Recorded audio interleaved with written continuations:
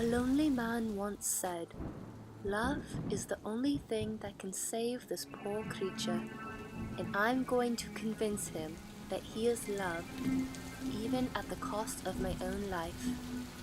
If we are all creatures of this earth, who have lost our ways through wicked acts and the darkness of arrogant souls, why can't we be like him?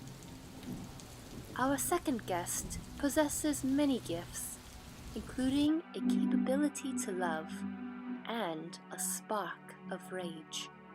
He wants to meet you tonight. Just don't forget to blow out the torch.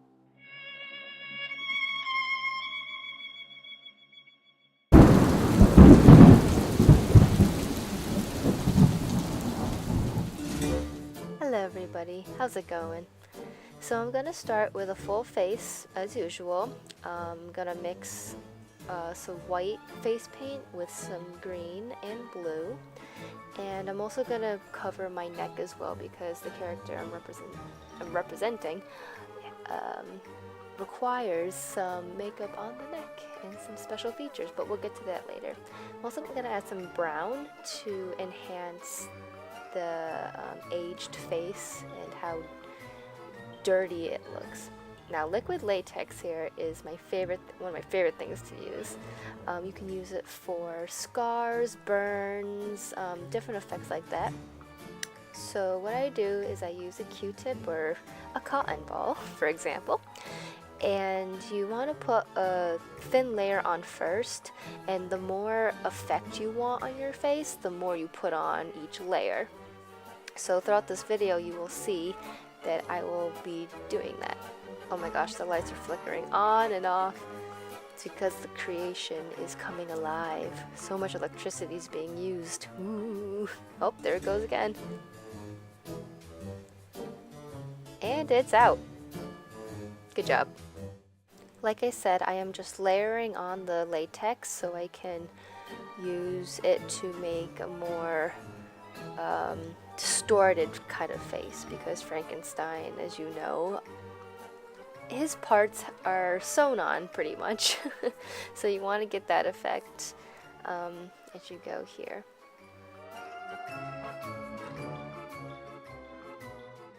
It takes a few seconds for the latex to dry, and then once it's a little dry, you're able to peel it off as much as you want to get that effect that you want.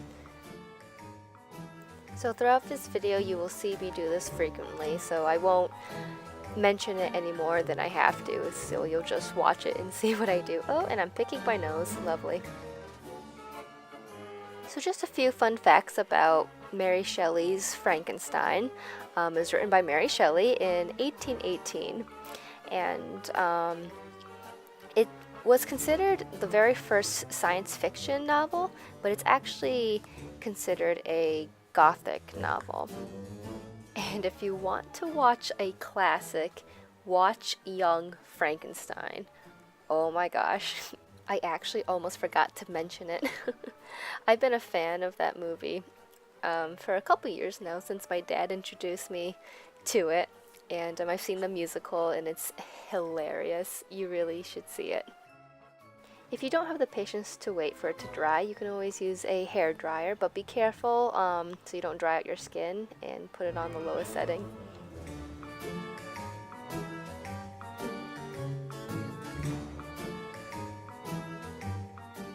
And now it's time for the monster to get a little shady.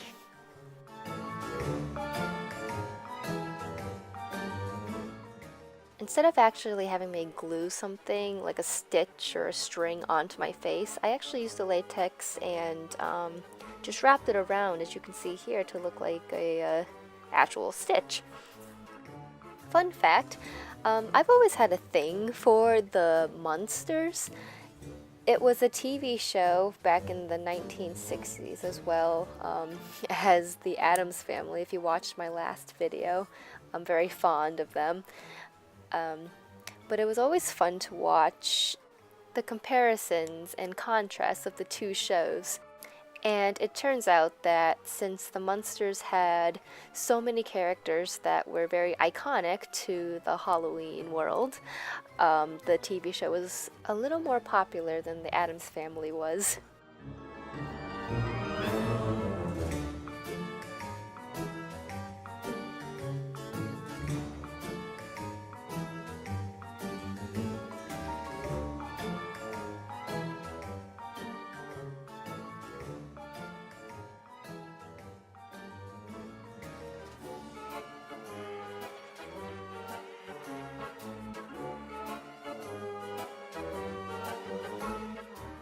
If you know me, my favorite thing to use is fake blood.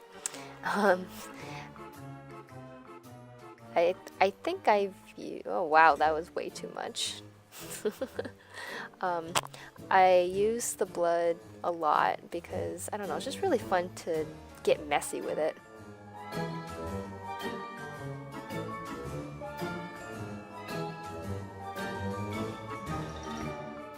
One of the most important parts of Frankenstein's monster are the two bolts that go into the neck. So while I waited for that to dry, I just defined my cheeks a little bit. I didn't actually have any screws, so I am just going to make it look like the screws were taking out.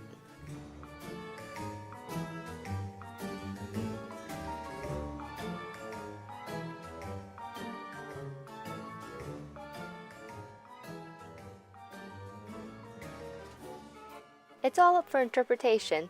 So for my very first Frankenstein face, I'm gonna tease my hair to look like I was electrocuted by lightning.